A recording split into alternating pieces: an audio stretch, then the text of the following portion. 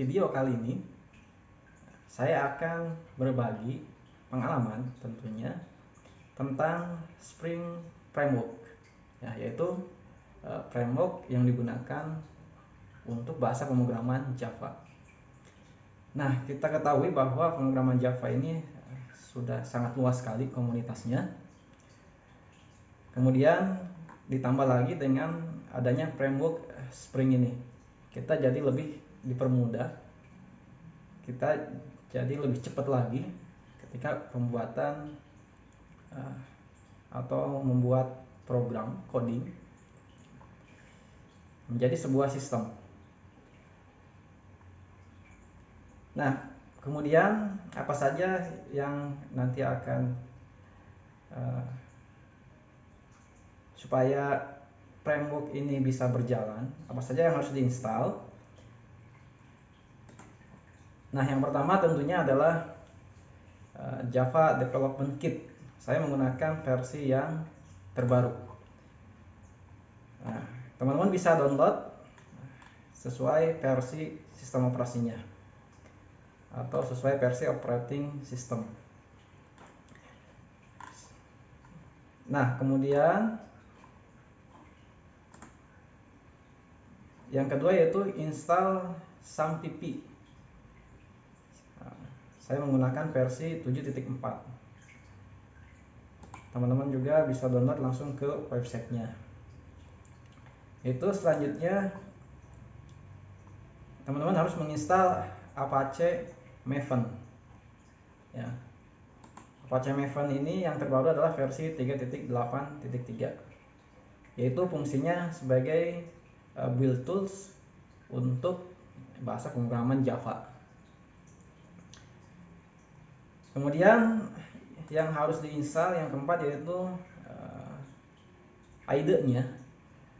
Nah, saya sendiri menggunakan Spring Tool Suite. Ya. Nah, langsung bisa, teman-teman bisa langsung ke websitenya juga, kemudian pilih versi OS-nya. Nah, selanjutnya adalah teman-teman harus menginstal Postman, ya, 8.12.4 yang saya gunakan. Nah, Postman ini tentunya kita bisa mencoba sejauh mana backend yang kita bangun atau RESTful API, ya, bisa berfungsi dengan baik, ya. Baik itu get, kemudian post, put atau edit, ya, atau fetch, kemudian delete, atau get by ID. Nah, teman-teman bisa menggunakan Postman ini supaya bisa mengecek terlebih dahulu backend yang kita bangun berfungsi dengan baik atau tidak, bisa tersimpan ke database atau tidak. Ya, kemudian database sendiri yang saya gunakan karena SAMPP, yaitu menggunakan MySQL. Nah, selanjutnya yaitu nanti akan ada tools yang lainnya seperti Spring Boot JVA, ya. Itu fungsinya untuk komunikasi antara database dengan bahasa pemrograman Java tersebut, ya. Dan kita tidak usah pusing dengan query, dengan sudah dipermudah, sudah dibuat simpel oleh tools JVA ini. Baik teman-teman, kalau sudah diinstal, ya, silahkan buka aplikasi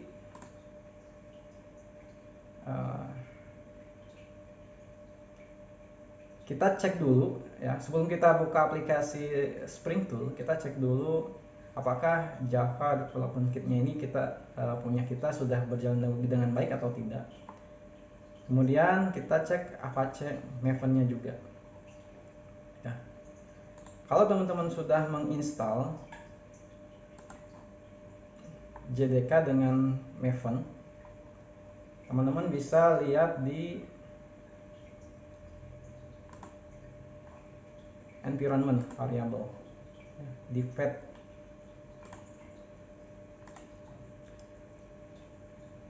Ini path untuk JDK nya, kemudian ini path untuk Maven. Nah, selanjutnya teman-teman cek juga bisa menggunakan PowerShell atau command prompt ya, yaitu perintahnya Java ini kita Java version. Nah, kalau sudah tampil seperti ini berarti JDK kita sudah berjalan di sistem operasinya. Kemudian kita cek juga Maven-nya, kita cek versinya.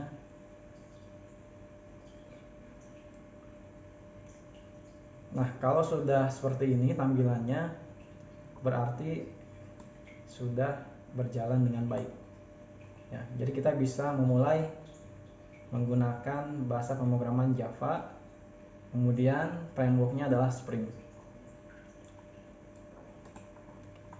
Nah, silahkan kalau sudah dicek, buka aplikasi Spring Tool. Nah, saya akan contohkan pembuatan aplikasi library atau perpustakaan. Namun saya akan membuat satu tabel ya, yaitu tabel buku. Kemudian kita buatkan backend-nya.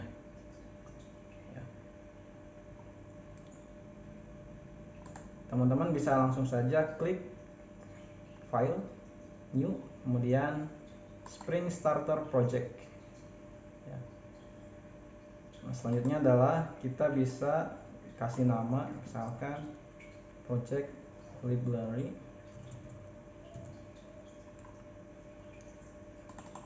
Kemudian package-nya juga kita ubah.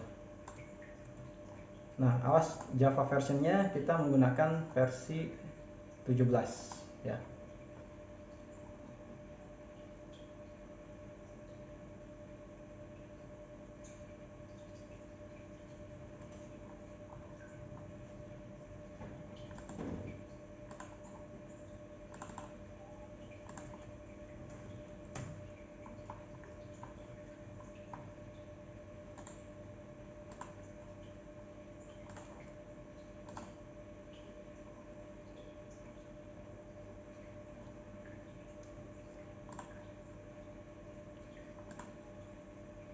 Nama projectnya library,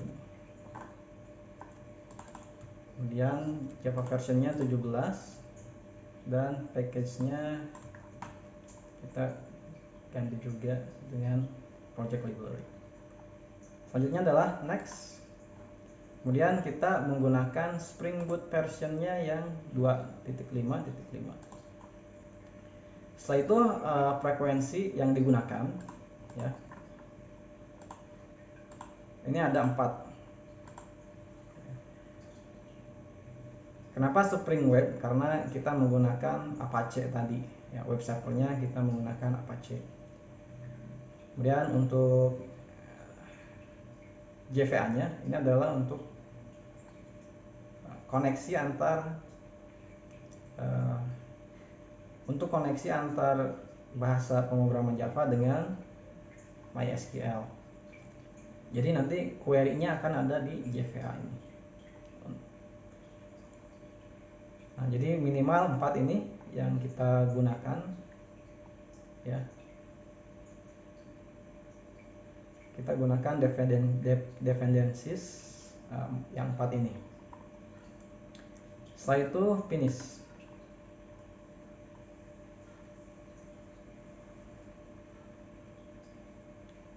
Mungkin yang pertama kali akan lumayan lama ya, akan lumayan lama.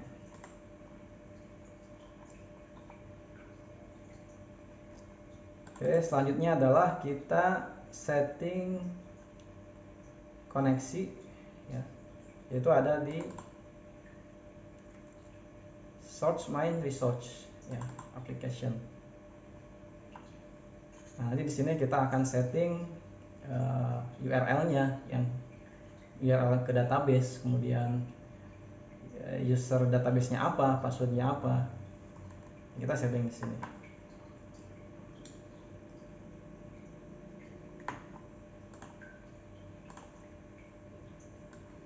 Nah, saya akan copy paste ya yang sudah ada. Kemudian URL-nya yaitu libmsdb.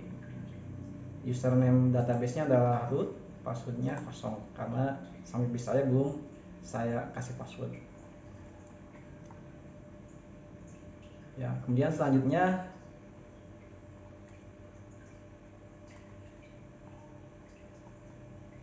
kita buat model ya. Klik kanan di search main Java, kemudian new package.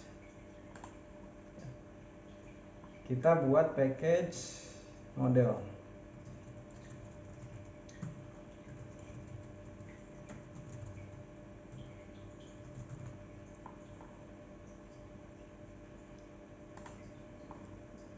Kemudian kita klik kanan lagi buat kelasnya. Ini untuk pembuatan tabel. Sekalian kita menguji apakah koneksi ke database sudah benar atau tidak. Ya, ini akan otomatis terbuat tabel di database tersebut.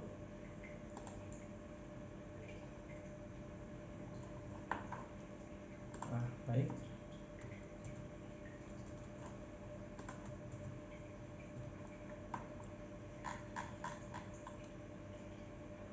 Nah, ini field yang akan di generate secara otomatis. Kemudian nama tabelnya adalah books. Ya. Kemudian teman-teman jangan lupa untuk start Apache dan MySQL-nya. Ya. Karena kalau tidak running, tentunya tidak akan terhubung. Kemudian teman-teman bisa menggunakan phpMyAdmin atau aplikasi untuk membuka database tersebut.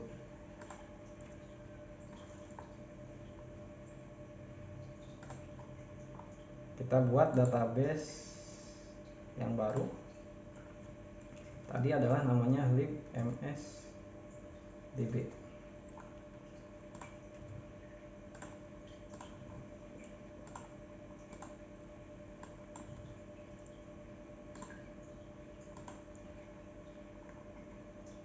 Oke, sudah kita buat libmsdb.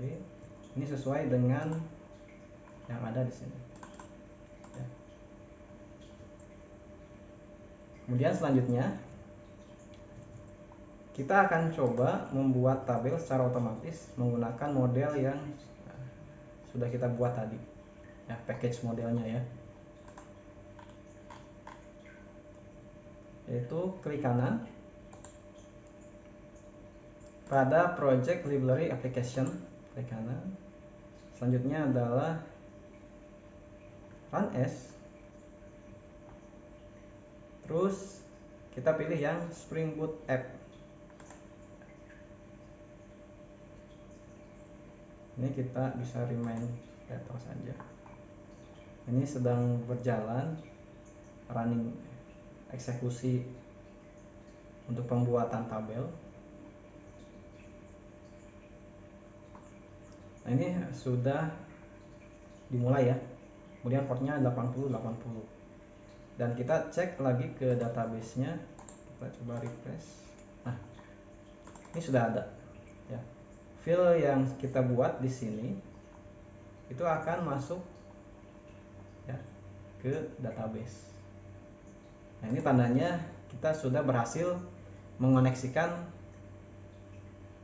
antara framework Spring dengan database MySQL kita. Ya. Mungkin urutannya belum sesuai, kita akan urutkan.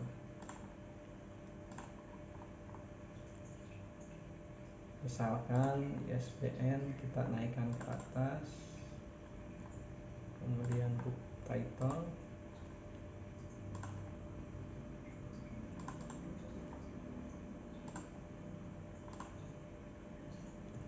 language, oke, kita save.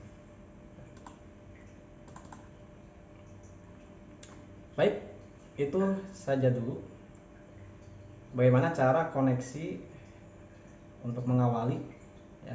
Selanjutnya kita di video selanjutnya kita akan membuat sebuah backend untuk menyimpan datanya, kemudian membaca data dan lain sebagainya dan yang lainnya, atau kita istilah dengan CRUD, create, delete, update, kemudian read ya. Kita istilahkan dengan CRUD yaitu create, read, update, dan delete. Kita akan buat backendnya, kemudian nanti kita akan gunakan Postman untuk menguji backend yang sudah kita buat atau RESTful API yang sudah kita buat. Baik, terima kasih sudah menonton video kali ini. Sampai ketemu di video selanjutnya.